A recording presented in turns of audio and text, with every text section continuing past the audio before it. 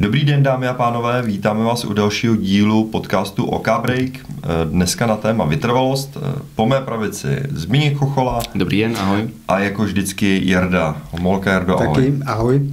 Jardo, prosím tě, vytrvalost můžeme splést nebo zaměnit se slovem stagnace.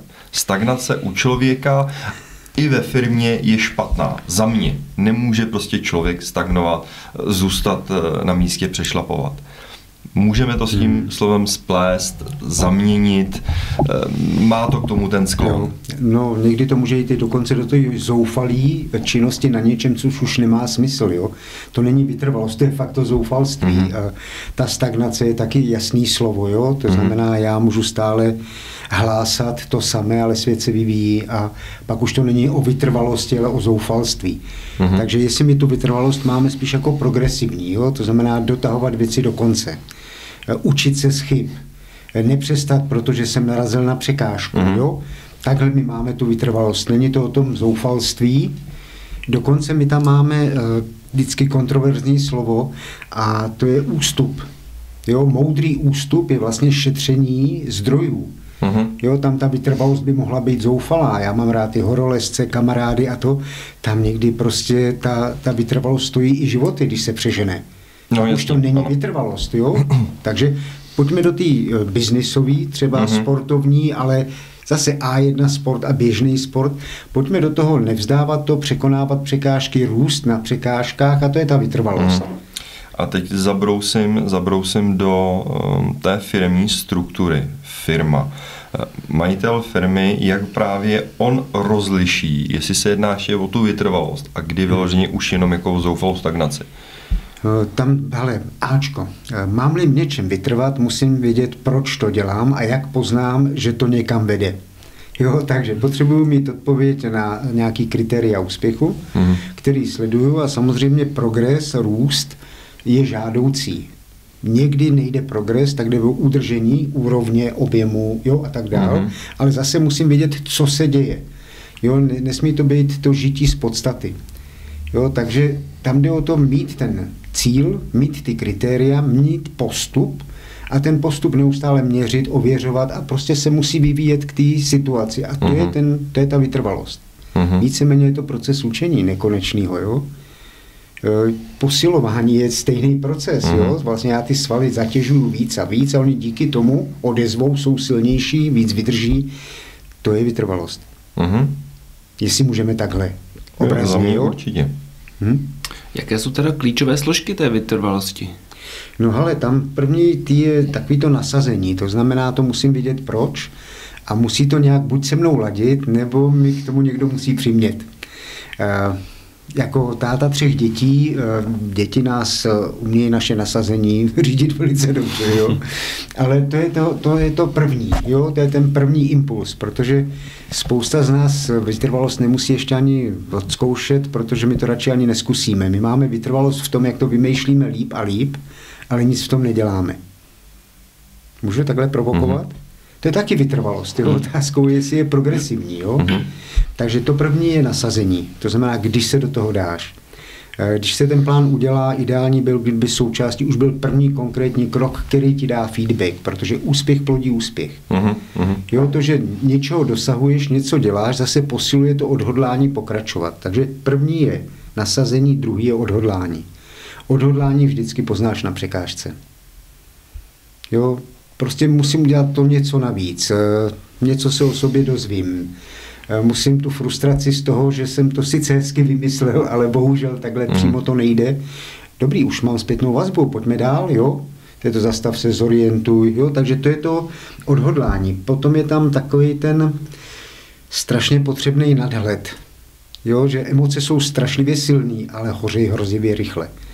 Takže my tam máme ten odstup, nadhled, jo, to znamená, většina z nás opravdu nejsme v palebné pozici, úmyslně, jo. V tom sportu potom jasně, tam už je to teď okamžik, ale jasně. I po té nezdařené desítce si musíme říct, co budeme dělat příště. A to je ten nadhled. A to, že jedna nevyšla, to se prostě stává, jo. Jasně. Takže to je potom strašně důležitá 4 je vlastně takový to přežití, odpočinek, nabírání sil, učení se preventivně, jo, od nejlepších. Protože zase spousta lidí tu vytrvalost se vlastně uštvou. Chtějí všechno hned. Jo? Příklad, rozjíždím firmu, to musí být hned, jo? První mega, druhý mega, třetí mega, jo? Ale pak potkáváš vyhořelý lidi, nebo zase zoufalce, jo? Protože pak už se z toho stane hra, už to není biznis není hra. A je to riskantní, jo? Dostává se to do úplně jiných jakoby sfér ve sportu, taky se to občas děje, jo? V tom vrcholovém pak samozřejmě úrazy a další věci, jo? Takže to by byly zhruba ty 4 takový stupně potřebný k té vytrvalosti. A druhá věc, že ta vytrvalost se vlastně buduje. Jo? Čím dřív v dětství, sport a podobné věci, si vytrvalost natrénuješ, překonávání překážek, zvládání frustrací, přijetí, nepřijetí, jo? Odmítnutí. Spousta, že obchod je a omega je zvládnout odmítnutí, jo? 1,3, 1,5, normální, jo? Netrápit se tím. Určitě. No, takže to nasazení, ale nasazení většina z nás zvládne, znáš to, ne? Na první trénink vyrazíme, my jsme teď v tělocvičně dělali nábor, je plno, jo, všichni zamakají. No ale na druhý trénink v pátek už jich přijde půlka, že to ještě bolí. Tam zase ten trenér chytrý je musí udržet, aby to nepřepálili, aby měli chuť pokračovat, protože my se většinou upálíme v tom nasazení. A druhý je, že to nebylo tak důležitý a tak významný, víš, je to takový, jo, že teď taky spoustu věcí nám řídějí ty sociální sítě kolem nás a když nejseš tak dobrý jako ty na sítích, tak to musí být hrozný, tak s tím všichni začínají, on jim to furt nejde. Nebo některý ani nezačnou a hned je kritizujou, ale to už jsme v jiném levelu. No, to jsme nikdy jinde tam být nechcem. No, pryč, jo, rozumíme si. Jardo, mám firmu nebo manažer, kdokoliv člověk, který vede lidi. Jak, a teď nechci použít to slovo možná, ale bude na místě, donutím ty lidi být vytrvalí. Jak je to naučím, jak je povedu správně, aby vytrvalí byli ty zaměstnance, aby opravdu dělali to, co mají. Říká se, že člověk dosáhne, nebo ten majitel firmy, nebo zaměstnavatel dosáhne u těch zaměstnanců nejvyšší výkonnosti, respektive aby dosáhli toho, co on chce, aby byli pracovití, ne, že na ně bude vyvíjet tlak ve smyslu křičet a to, ale že jim bude dávat úkoly. No je to kombinace, jo, tam zase se říká tahem, tlakem a hlavní je, že se to v první řadě těm lidem musí vyplatit. Můžeme takhle? Protože oni pro tebe to budou dělat, dokud budeš nad nima. Ale ty nemůžeš být 24 hodin s nima a tím pádem vždycky najdeme způsob, jak se toho tlaku zbavit. Pak máme výmluvy, jo. Takže dobrý by bylo spolu se dohodnout na tom, co budeme dělat, jak to budeme dělat a na ten rozjezd si uděláme sparingy a já se vždycky na to mrknu a budeme odstraňovat ty překážky nebo se je naučíme překonávat. To odmítnutí a podobné věci. No a pak, když je dobře nastavený systém, no tak ta schopnost vlastně jim přináší to, proč to dělají. A to je nejlepší stav, jaký může být. Takže ono přimět ty lidi donutit můžeš, ale pak tam musíš stát s tím bičem a hlídat dveře, aby nezdrhli. Ale i tam ti najdou způsob výmluvy, kdy tě známe všichni, jo, ale nikdo to nebere a nikdo nemá čas a co si udělal, aby ten čas měl. To je řešení, nebo pojďme si k tomu sednout a natrénovat. Jo? To znamená, připravím ty lidi, aby zvládli překážky. Žby. Jo? Je to jako v tom sportu. Vlastně. Tam mě trošku napadá ještě k té předchozí odpovědi. Vlastně, jak jsi říkal, vyhořelí lidi přepálí začátek, jsou strašně namotivovaní na začátku, ale ve výsledku neudrží nějakou rozumnou hladinu, především v té pracovní sféře. Jaký je rozdíl mezi vytrvalostí a tvrdohlavostí? No, oni jsou hrozně blízko. Jo? Já si myslím, že abys byl vytrvalec, musíš být i tvrdohlavý a neustupovat. To znamená něco vydržet, protože to bolí ta tvrdohlavost. Jo? Někde je tam ta hranice. Na to zase dobrý my používáme toho takzvaného sparinga. Už jsme si tady říkali vítězové, nevítězové. Jo? Je dobrý mít toho parťáka, kterýmu fakt můžu důvěřovat. Máme společný cíl, ale v určitých chvílích je vlastně můj moderátor. Jo? Řekne mi, ale Jardo, fakt to má ještě smysl? Že já to nevidím, jedu, jo? Jsem prostě magor. Ale on tím nesleduje to, aby řekl, já tolik taky nedělám jako ty, takže jsme dobrý, jo? To by nebyl sparring. Ale někdo, kdo je fakt schopnej a opravdu rozumně z nadhledu mi může říct, ale neblbni, už je toho dost. Zkus to jinak. tak to prostě je, jo, učit se z toho. Takže ta tvrdohlavost, zaplať pámu za ní, ale musím ji korigovat u toho svého člověka, anebo i u sebe, jo. Spíš asi míříš jako tvrdohlavost, ne, mám jenom svůj názor, neslyším lidi okolo, ale spíš tvrdohlavost nebo zarputilost do toho jít si za tím nějakým cílem asi. Jo, že to je vlastně ta mobilizace sil na překážce. Já to budu definovat jakoby sportovně, jo, ale je to totéž, ať už děláš biznis, máš sehnat nový klienty, nebo naučit se nový postup, jo. Čím jsi sedivější, tím se tím méně chce učit, ty nový postupy. Protože už máš na všechno zkušenost, ale pozor, ta zase stárne, jo. Dneska je to všechno úplně jinak. A rychlejší. No jednoznačně a zdrojů informací a další kanálů, jo. Dřív stačilo doporučení, hele, Jarda je dobrý, dej ho tam a byl tam, jo. Dneska, no dobrý, to se řekne, ale pak se to řekne o 10 dalších, protože o těch jsem to čet. A který je fakt dobrý. Jo, takže jo, ta vytrvalost, jestli ty ji tam můžu dát, ano, tvrdohlavost, zaplať pánbu za ní, pozor, ať ti neublíží. Jseš tvrdohlavý? Jsem ve znamení beran, ale nejsem hrozně typický beran, nechám si říct. To je rozumný. Nechám si říct. To je dobře. Na druhou stranu jeden krok navíc, to není nikdy špatně, jo? Pozor, nesmí být nad propastí. Pak je dobrý se jistit, jo? Já se vrátím do té struktury firmy, dneska tam budu brouzdat. No, teď jo, pojď. Hele, prosím tě. Majitel firmy má pod sebou nějaký manažery, ten má pod sebou ještě nějaký lidi. Tady ten příklad je krásně vidět, třeba řeknu, když trenér trénuje malinký děti nebo jakýkoliv děti, tak hodně to je, nebo často bývá vytrvalost těch dětí na těch rodičích. Odvezou dítě na ten trénink, tak jak ten v úzovkách majitel té firmy donutí ty manažery, aby byli důslední na ty svoje zaměstnance, anebo naopak právě ten trenér na ty rodiče ten tlak, aby byli důslední, vytrvalí, protože někdy opravdu ta vytrvalost je na těch rodičích. No, jistě. Hele, já ti dám tušku a jedno slovo si tam škrtni a to je to donutí, jo? Dobře, přesvědčí. Získá.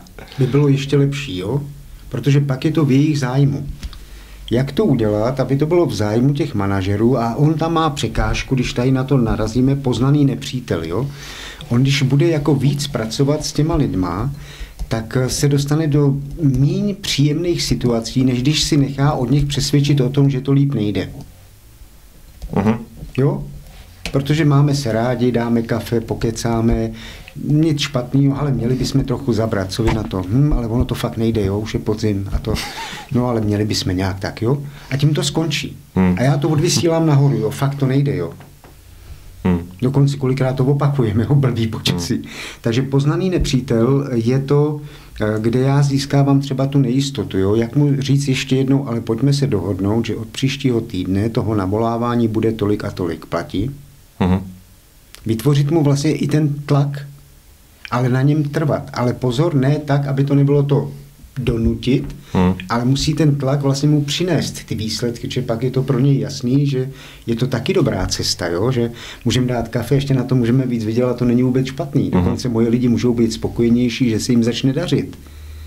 Ale v první chvíli ho musím pro tu myšlenku získat já a dohlídnout, přimět k tomu, aby to dělal a naučit jeho, ale hlavně ty lidi překonávat tu překážku, která jim nejde.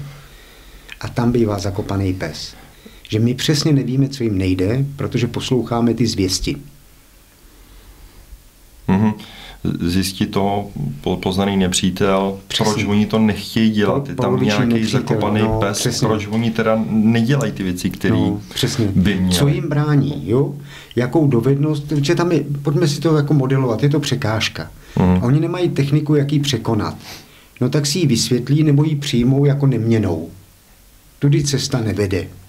Jo, když někdo navolá, jsem úplně 100%, ale navolávání odmítnutí mi nedělá dobře, jo.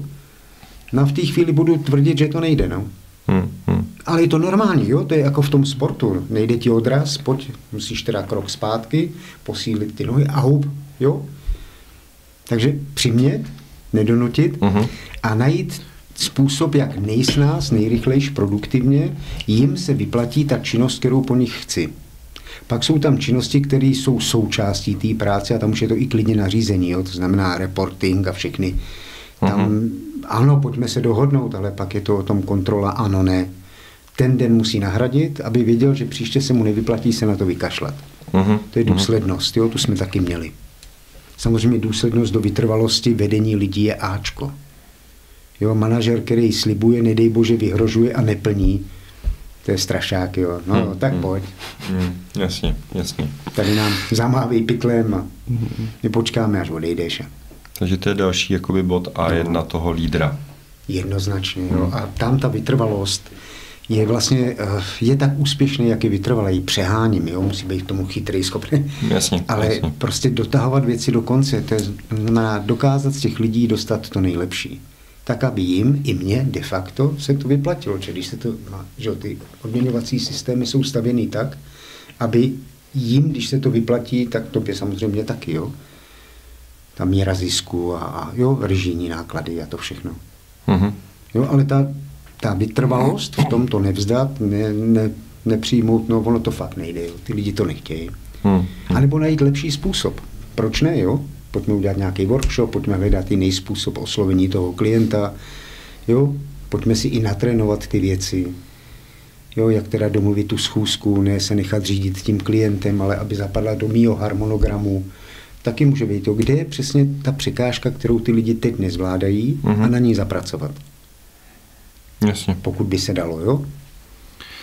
Existují vyloženě nějaké techniky nebo strategie, jak tu vytrvalost udržet, a teď myslím především jako tu osobnostní, jestli se jako odměňovat za nějaký krok, nebo jestli jsou jako nějaký mechanismy vlastně jako hele, používají se, každý má, jako no takhle ten návod, každý to má trochu individuálně, jo.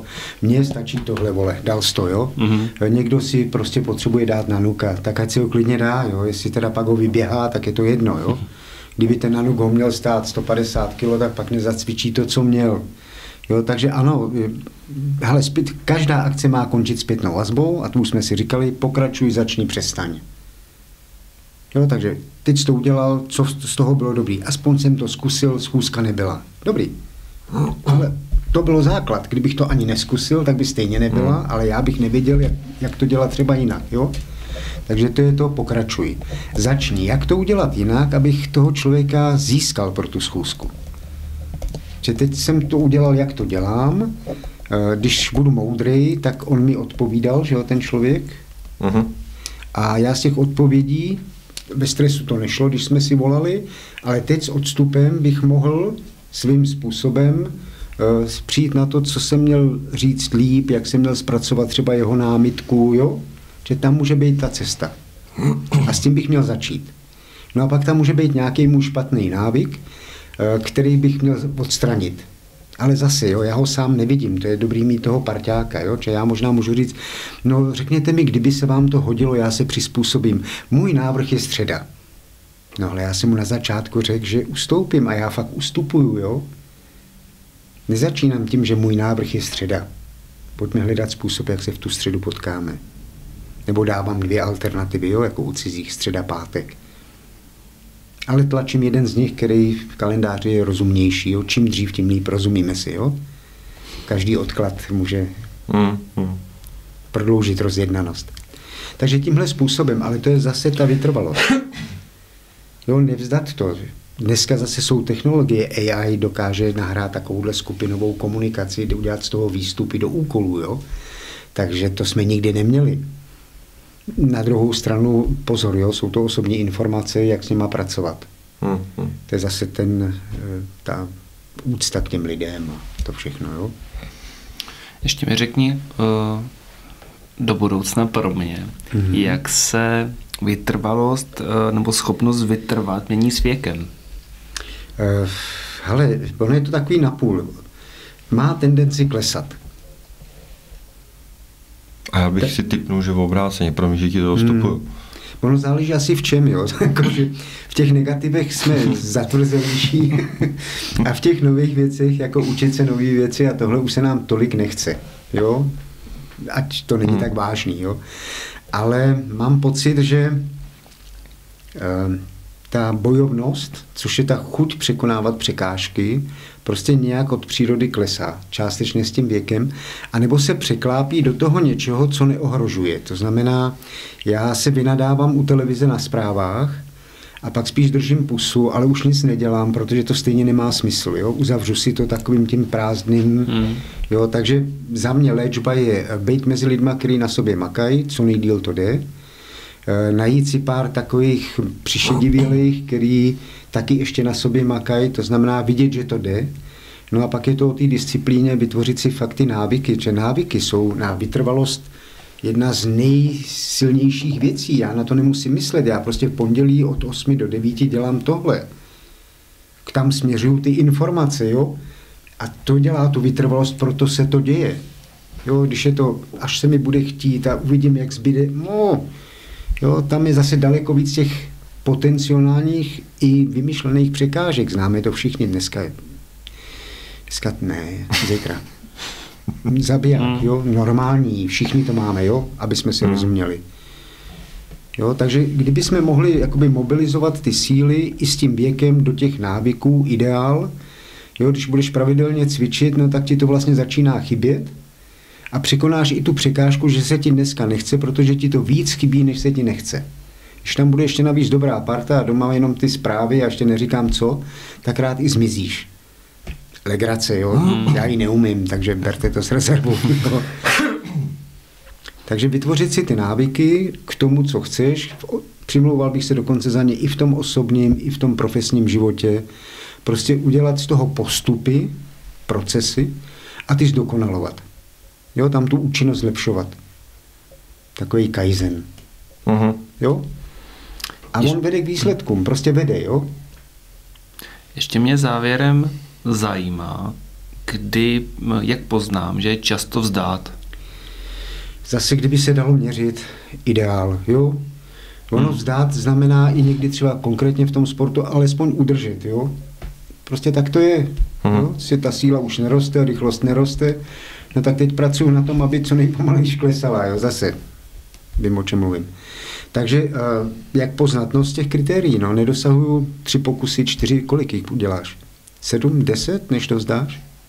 Já měl odzkoušeno v tělocvičně, že na republiku, já tomu vždycky říkal 5 cm nad laťku, víš, jako, jak mobilizuješ sílu, jak kolikrát zkusíš překonat překážku, na kterou nemáš. A na tu republiku to byli lidi většinou, kteří to zkusili 3krát a po 4. už měli snahu si to snížit. Ty, co šli dál na Evropu a tak měli těch 5 pokusů, než to s nima začalo hrát. Pak byli zoufalci, co to zkoušeli 10krát. Ale to je tak výjimečný. Jo, to už je něco úplně jiného. Jo? To je prostě tento urve, jo? Probije hlavou zeď, protože on někde má něco, s čím se pere vevnitř. Jo? To nevzlád, tak teď tluče hlavou do zdi.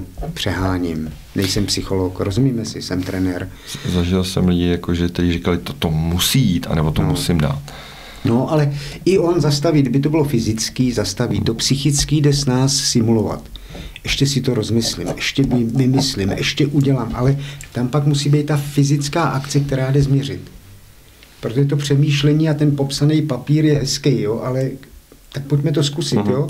Uděláme testovací sérii, pustíme ji na trh a uvidíme. A výsledek nám řekne, je to dobrá cesta, není, jo. A to je dneska trend, že jo, i v celém projektovém řízení, že jo, agil. Prostě musíme rychlejš, no. Jako zrychluje se to, takže žádná dokonalost, připravit provozu schopný model a jedem. Jestli můžeme takhle. Můžeme. A z výsledků se radovat a jedem. Vylepšujeme, jo? Dobře, Jardo, my tím moc děkujeme. Rádi bychom teda posluchače a diváky, pozvali 28.10.